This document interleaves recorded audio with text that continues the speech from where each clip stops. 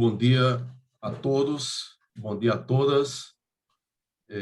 Com grande satisfação que a gente dá continuidade a esse excelente webinar de jovens pesquisadores em EDP e matemática aplicada. E finalizando, né, o último dia hoje, a gente começa com o professor Luciano Cipriano da Silva, do Instituto Federal do Rio Grande do Norte, e ele vai falar para a gente sobre uma palestra intitulada Hierarchical Exact Controllability of Semi-Linear Parabolic Equations with Distributed and Boundary Controls. Luciano, a tela é toda sua. Certo. Bem, primeiramente, obrigado à comissão pelo convite para participar do evento. Evento desse tipo é muito importante, tanto pessoalmente para a gente, né, se sentir motivado, quanto para o geral, né, para quem se ocupa de matemática, evento desse tipo para juntar a comunidade e divulgar o trabalho é sempre importante. Bem, esse trabalho aqui, ele foi desenvolvido ainda durante a minha tese, né, durante o doutorado. É um trabalho em colaboração com o professor Henrique Fernandes Cara, da Universidade de Sevilha, e com o professor Fagner Dias Araruna, da UFPB, que foi meu orientador no doutorado. Muito bem. Então, vamos começar aqui fazendo...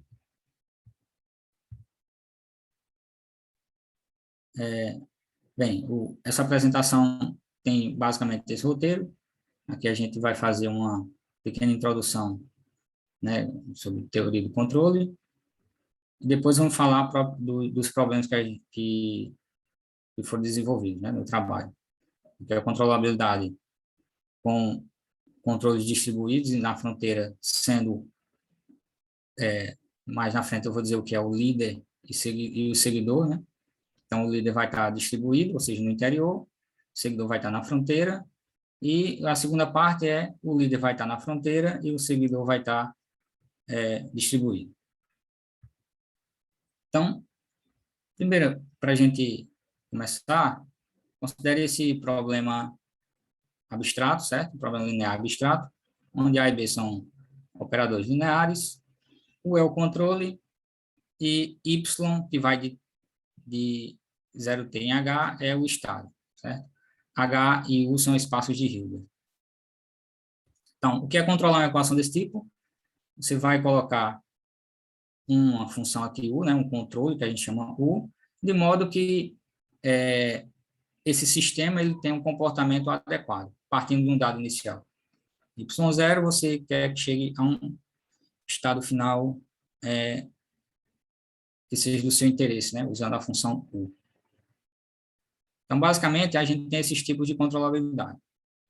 Então, para um tempo t, esse sistema 1 ele é exatamente controlável se dados y0 e y1 no H, existe um controle U, tal que a solução do sistema 1 satisfaz y no tempo t é o y1, certo? Então, ele parte do y0 e, com certeza, usando o controle U, no tempo t você vai conseguir chegar no y1.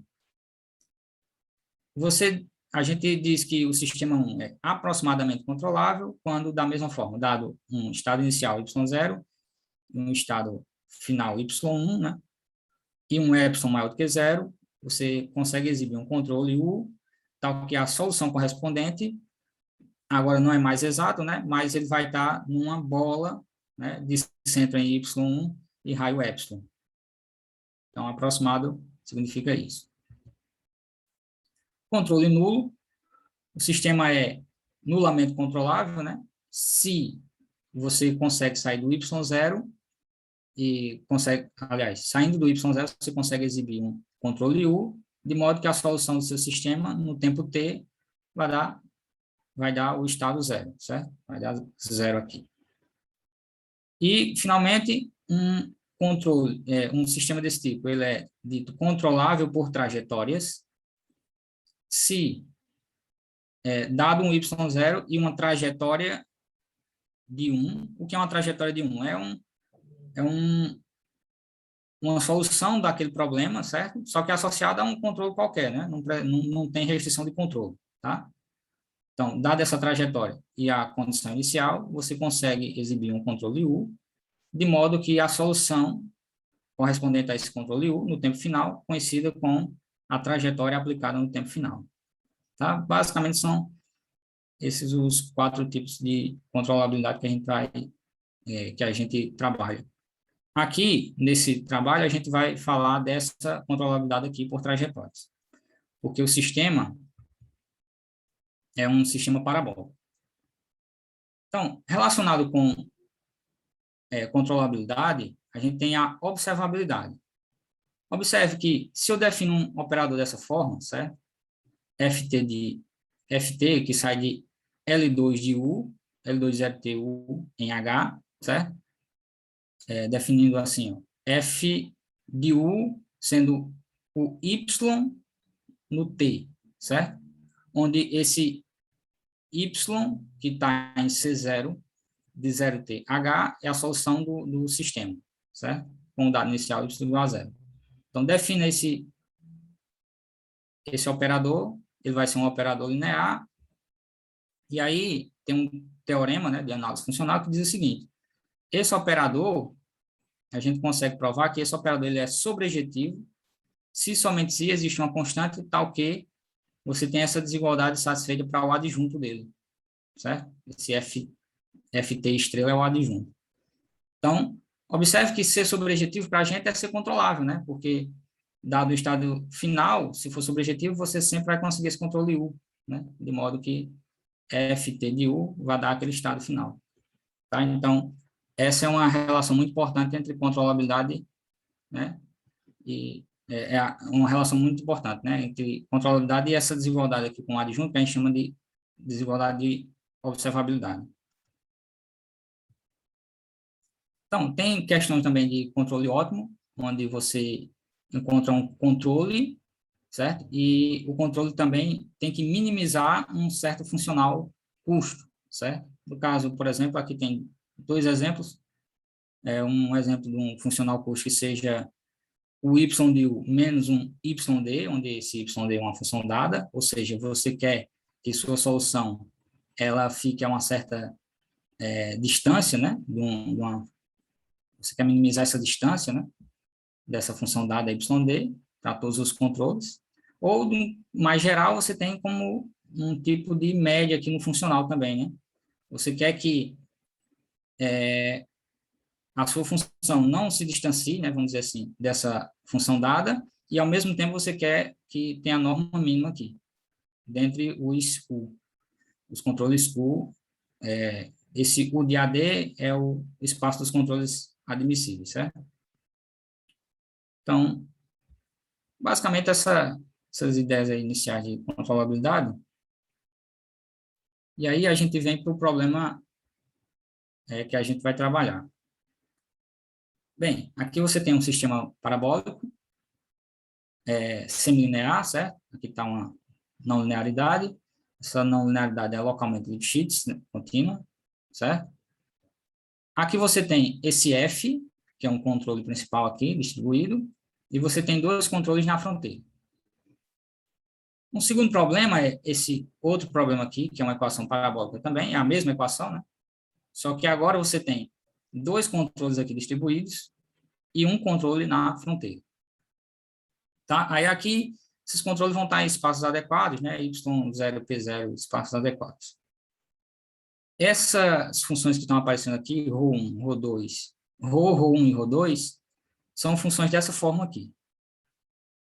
Né? Ρ está entre 0 e 1, ρ sobre S, né? E ρ é 0 fora de S, né? Esse gama é a fronteira do ômega, certo? Aqui você tem um cilindro, que é ômega cartesiano 0T. Esse sigma é a fronteira lateral, né? Que é a fronteira de ômega cartesiano 0T, certo? E gama é a fronteira de ômega. Bem, esses ROI, RO1 e RO2, certo? Eles também vão estar entre 0 e 1, só que eles vão atuar nessas partes da fronteira aqui, S1 e S2, tá?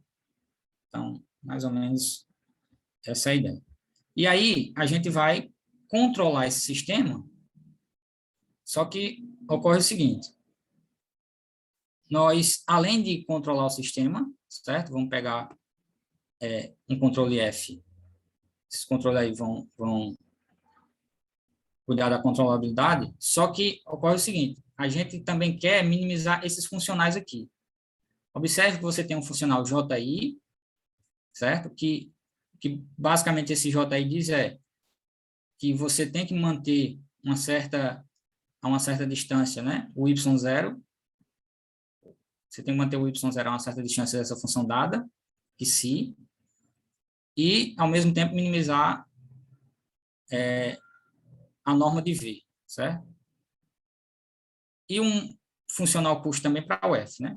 Para o F, que é o controle principal. Aqui eu só estou citando, certo? Aqui você vai ter esses funcionais, tal. Vou falar qual é o papel de cada um daqui a pouco. Isso em relação ao sistema 4, certo? Em relação ao sistema 5, a gente tem esses funcionais custo aqui. Observe que no caso anterior, os controles aqui ficavam numa parte da fronteira, agora é na parte distribuída, né? Porque eles aqui são interior. E também você tem um funcional custo principal aqui, que vai minimizar, você quer minimizar aqui essa norma, norma H meio 1/4. Bem, H meio 1/4 é o espaço L2 de 0T. H meio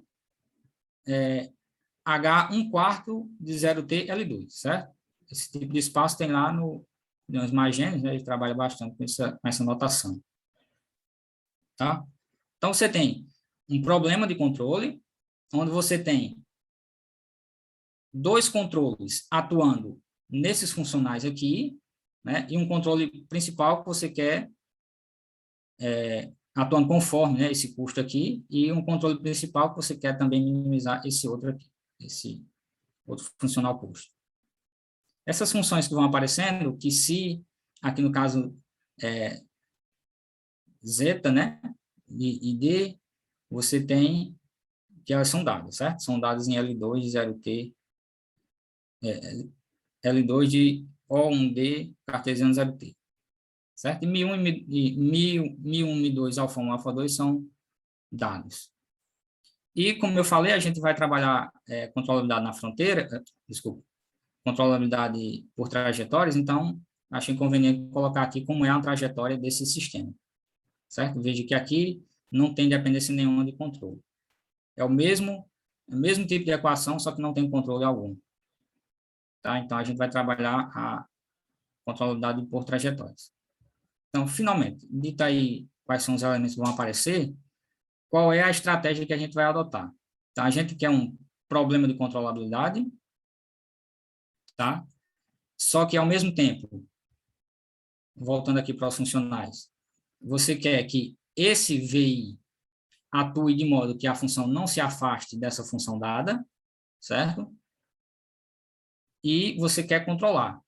Então, é um problema que tem mais de um objetivo, né? Tem muitos objetivos. Você quer que sua função ela não se distancie de uma função que foi dada, certo? Em certas partes do seu domínio, e, ao mesmo tempo, você quer que exista o controle de modo que você leve a solução a um estado, né, dado pela trajetória. Ou seja, você quer uma controlabilidade por trajetória, né? Você tem dois objetivos, controlabilidade por trajetória e, ao mesmo tempo, os controles V1 e V2 vão cuidar para que sua função não se distancie da função que foi dada, tá? Pelo menos na parte do domínio colocada no funcional.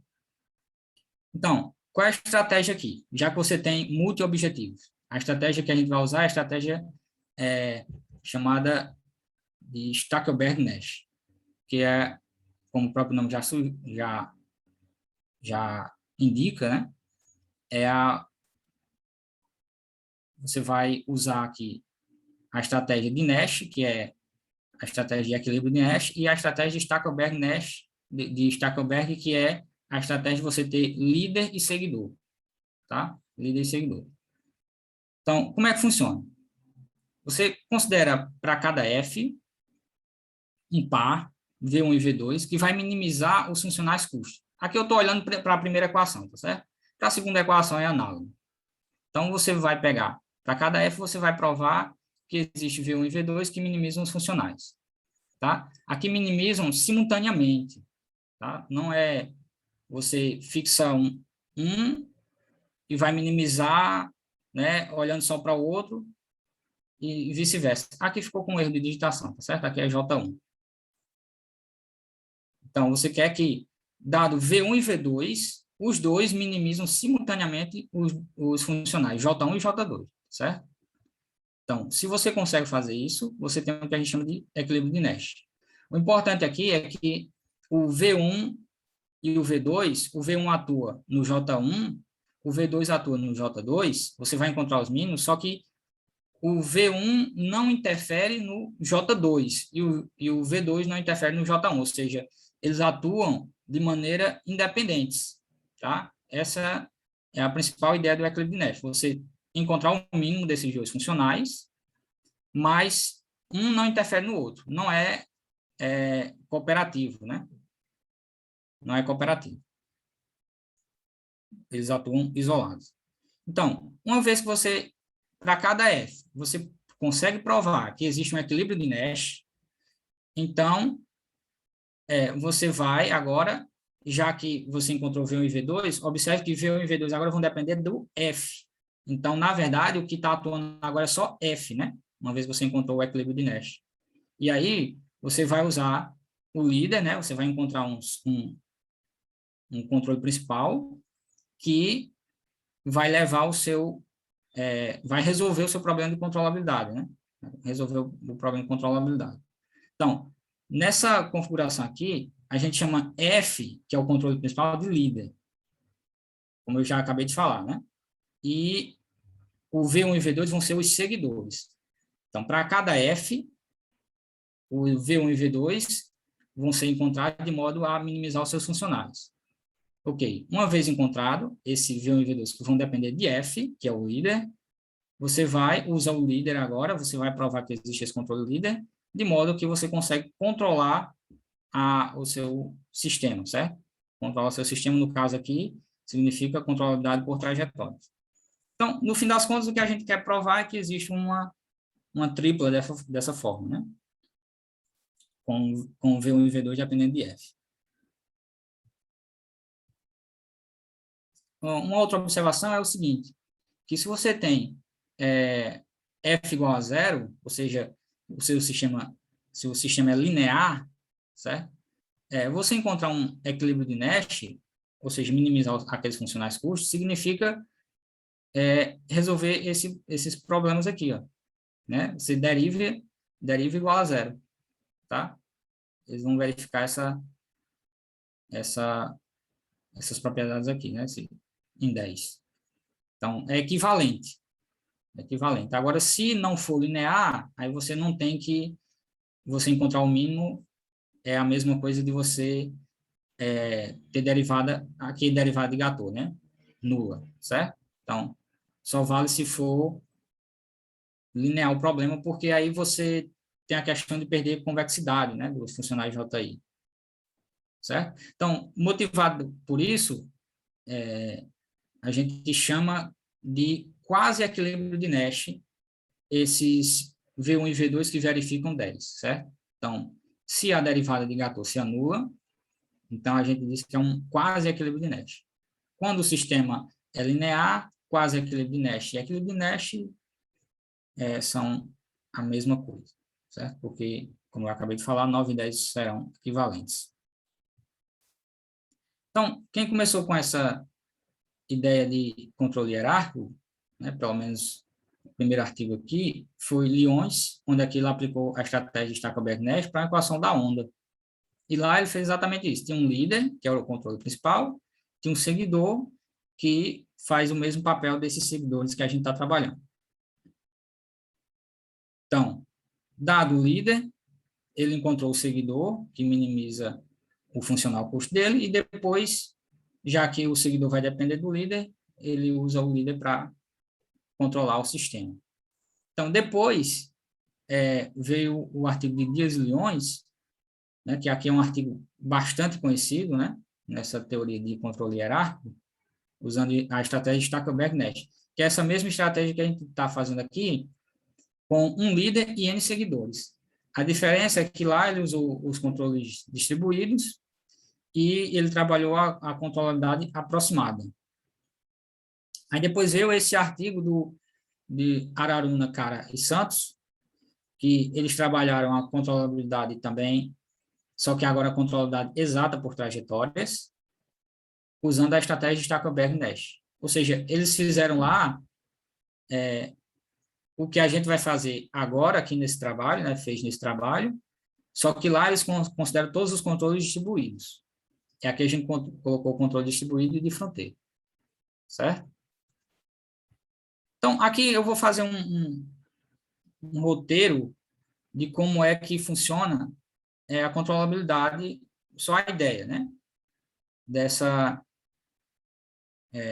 Para esse tipo de problema, né? Então, primeiro considero o sistema linear, ou seja, f igual a zero, e a gente faz essa mudança de variável aqui, tá? E aí, por essa mudança de variável, o sistema fica dessa forma. Veja que aqui não tem esse f maiúsculo, que é zero. Esse z0 vai ser o y menos o y0, vai ser y0 menos o y0 barra, e o problema de controle por trajetória vira um problema de controlabilidade nula, tá? Aqui eu só fiz reescrever, né, usando essa mudança de variável. E aí os funcionais custos ficam da mesma forma, né? A diferença aqui é esse z e d, que aí como você está fazendo y menos y barra, o z e d vai ser o que si e d menos o y barra. Mas veja que essencialmente você tem o mesmo problema, só que trocando agora para controlabilidade nula, certo? Então, o primeiro passo agora é provar que existe um equilíbrio de Nash. Então, para cada fixo, você tem um equilíbrio de Nash, significa que você vai encontrar um par que minimiza os funcionais custos e que, por sua vez, como o sistema é linear, significa que você vai derivar, né, e encontrar, significa que quando você colocar o par, derivar e aplicar o par, né, de Nash, a derivada vai ter que ser nula, né, derivada de Gauss. Quando você derivar igual a zero, certo, a derivada de Gauss, se você olhar lá para o funcional, é exatamente essa expressão aqui que vai aparecer, né? Onde esse WI é a solução desse problema. Veja que esse WI, ele depende somente do V, né, do VI, certo? Então, aparece essa equação. Então, aí, bem, aqui você está a quase um passo, né? Eu não vou fazer todos os detalhes, mas o que tem por trás é o seguinte, você vai, já que o W depende somente do VI, você introduz esses funcionais aqui, com esses funcionais, né? E com essa equação 14, você consegue montar uma forma bilinear, e aí você aplica o teorema do Lax-Milgren, tá? Aplica o teorema do Lax-Milgren e você vai conseguir esse resultado aqui. Se mu i, alfa i, menos m, né, onde m é esse máximo, é maior do que zero, então para cada f existe um único equilíbrio de Nash para os JI. Certo? Então é assim que você encontra o equilíbrio de Nash. Você deriva lá, igual a zero, e você vai manipular para aparecer essa forma linear e aplicar o teorema de Lax-Milgren. Bem, se você olhar para a equação 15 e encontrar o adjunto é essa equação aí, esse sistema aqui, 16. E aí você vai lá, multiplica, integra por parte, né, uma conta bem padrão, você vai encontrar essa outra equação aqui, ó, tá? Multiplica por φ, integra por parte, você vai encontrar essa equação aqui. E aí você compara, ó, essa equação que a gente tem com a equação 14. Se você comparar as duas, veja que esse termo está aparecendo aqui, ó, nas duas. Então, comparando as duas, você consegue essa caracterização aqui para o equilíbrio de Nash. Certo? Essa caracterização. E aí a gente coloca tudo no sistema de optimalidade. Então, encontrei o equilíbrio de Nash, encontrei, sei que existe o equilíbrio de Nash, e aí a segunda etapa, como é que eu vejo o equilíbrio de Nash na minha equação? Então, a gente faz essa caracterização e coloca tudo nesse sistema de optimalidade. Então, veja que agora você tem um controle só, e aqui está aqui eram os controles seguidores, ó. Agora virou 1 sobre mu, derivado de φ1, derivado normal de φ1, né? Derivado mais 1 sobre mu, 2, derivado normal de φ2, certo? Então, esse sistema de otimalidade aí está caracterizando os seus seguidores, e agora o seu objetivo é, para concluir, encontrar um controle F atuando nessa região, de modo que leve seu sistema a zero, né? No estado, o estado final seja zero. E aí, como a gente falou, essa questão de controlabilidade está relacionado com uma desigualdade para o adjunto, que é a desigualdade de observabilidade. E aí a gente encontra o adjunto do sistema de otimalidade, é esse aí, tá? Que está em 18. E aí, bem, para concluir a controlabilidade, basta agora encontrar uma desigualdade de observabilidade para esse sistema. E aí a desigualdade, sim, esse resultado é dado pelo método da unicidade de Hilbert, né? Tá? É uma conta bem padrão aqui. Depois que você encontrar a desigualdade de observabilidade, você consegue que o sistema é controlável. Então, para encontrar a desigualdade de observabilidade, a gente precisa de a gente precisa de algumas condições geométricas, né? Por exemplo, não, né? A gente vai precisar realmente que o O e D, interseção com O, onde O é a região de controle, seja não vazia, e aí uma dessas duas condições tem que acontecer. Essa 19, o O1D tem que ser igual ao O2D, no caso aí você tem um conjunto só, né? Que é o D, e o que se 1D tem que ser igual ao que se 2D. Ou o O1D, quando você fizer a interseção de O1D com a região de controle O, O2D com a região de controle O, essa interseção tem que ser diferente, tá? Diferente. Não pode dar a mesma região, o mesmo conjunto.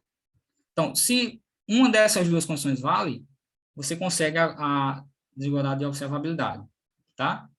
Então, se, por exemplo, 19 vale, então existe uma constante C e um peso, sigma, de modo que, se ocorrer essa hipótese aqui, né, do 21, tá? Se ocorrer essa hipótese aqui, então, para qualquer psi, você consegue essa desigualdade de observabilidade. Por outro lado, se ocorrer 20, ou seja, se as interseções forem diferentes, você consegue essa outra desigualdade de observabilidade. Ou seja, de um jeito ou de outro, você sempre vai conseguir uma desigualdade de observabilidade, tá? Só que as desigualdades obedecem às condições sobre os O e D, tá? Mas dá para sair. Observe essa condição aqui, 21, ela parece um pouco restritiva, mas não é, tá? É esperado isso, por quê? Porque você quer que os seguidores, né, que é aquele funcional, para os seguidores, se você observar lá, você está vendo que você não quer que a sua solução se afaste desse Z e D, né? E aí, ao mesmo tempo, você quer que a solução vá para zero. Então, é razoável que você tenha uma condição desse tipo, tá? Essa sigma aqui, ela explode no T grande. Não coloquei aqui, mas ela explode no T. E aí, bem, finalmente, oi. Você tem 1 minuto para concluir. Tá bom, pronto. Era só até aqui mesmo que eu queria chegar. Pronto. Então, suponha que você tem, esse é o resultado, né, principal, tá? Esse é o resultado principal do trabalho. Suponha que você tem essas condições que foram dadas, certo? Essas condições geométricas, a interseção dando diferente de zero, e 19 ou 20 vale. E aí você considera agora o sistema semilinear, tá? Ou seja, com F sendo W1 infinito. E aí, as mesmas condições, tá? Se essa condição aqui for cumprida para um peso ρ, então, para qualquer estado inicial, existe um controle e um quase equilíbrio de Nash, lembrar que agora é quase equilíbrio, já que é semilinear, de modo que você consegue controlar por trajetória, tá? Então, é isso aí. Bem, aqui a demonstração desse teorema, toda ela praticamente a gente já fez no caso linear. Aqui é só agora aplicar um teorema do ponto fixo, tá? Para essa. E aí, bem, muito obrigado. Eu vou parando por aqui. Obrigado, Luciano. Excelente palestra. E agora a gente abre para as perguntas. Alguma pergunta? Comentário?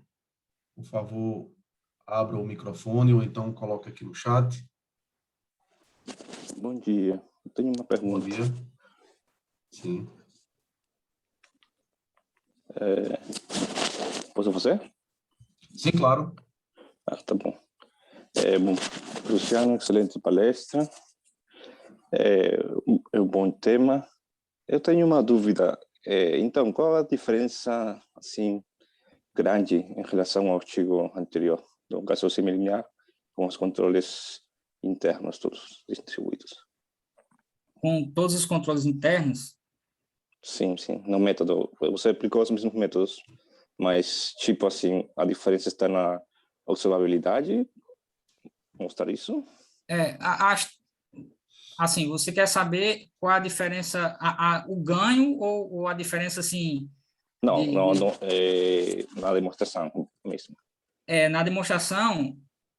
Na demonstração principalmente para esse segundo caso aqui, onde o líder está na fronteira, tem uma diferença, porque, por exemplo, você vai usar as desigualdades de Kalman, né? Só que para essa daqui, por exemplo, a gente precisou de 2 pesos, né? Tem uma dificuldade adicional, porque sempre você está colocando um termo na fronteira, tá? Uhum. Então, quando você coloca o termo na fronteira, tem uma questão que você precisa se preocupar, que é a questão de regularidade, né? Uhum. E aí, bem, mas tem desigualdade de Kalman para isso, né? Tem os artigos né, do Puel e Manuval Yamamoto, que a gente usou bastante, né?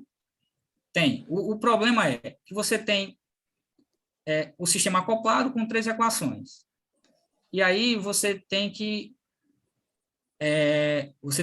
manipular uma equação onde você trabalha uma desigualdade de Kalman distribuído, né, com controle distribuído, que foi feito para isso, e a outra com a fronteira. Então, esbarra muito na questão de regularidade, de você conseguir fazer uma conta para que você sempre tenha do lado direito, né, do lado direito, o termo conveniente para você, né? Então, Sim. e você sente mais essa dificuldade quando você tem o líder na fronteira, né? Porque aí a equação principal, vamos dizer assim, a desigualdade principal, vamos dizer assim, é uma desigualdade com um integral sobre a fronteira, né? Então, isso aí é mais difícil. Tá bom, entendi. Obrigado. Por nada. Obrigado, Miguel. Alguma outra pergunta? Comentários?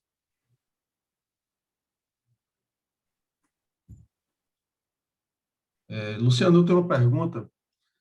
No funcional custo, você pensou em pronto, no funcional custo, quer dizer, a gente, como você falou, a gente quer o trabalho deseja, né, que na região O e D o Y esteja próximo do que C e D, não é isso? Isso.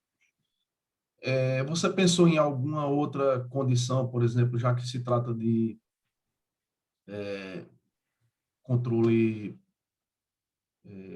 na fronteira, você pensou em alguma coisa de, por exemplo, de considerar uma outra condição aí, não sei, o gradiente próximo a alguma função, ou mesmo esse OID Eu sendo... fiz algumas contas com a derivada normal, né? Principalmente para esse aqui, né? Aqui eu coloquei, por exemplo, a observação, esses OID, como sendo partes da fronteira e tentei colocar aqui, por exemplo, a derivada normal para ver o que é que poderia acontecer, o né? OID ser algo na fronteira, né? Isso. Mas aí Bem, aí você até consegue que existe equilíbrio de Nash, né? E quando você vai manipulando, mudando dessa forma como você está falando, você consegue, né? Mas o problema é para quando você vai para a parte de controlar o sistema. Porque aí as karmas que vão aparecendo não, né? Você não tem uma conexão, né? Entre, você não é, é como se não fosse suficiente o controle que você está querendo, né? Para controlar tudo, né? Não, você não tem, você perde informação aí. Entendi. Ok. Alguma pergunta adicional? Comentários? Não mais? Luciano, agradeço mais uma vez, em nome de toda a organização do encontro. Muito obrigado pela palestra e até a Bem, próxima. obrigado novamente. Até a próxima. Só quero parar de compartilhar aqui.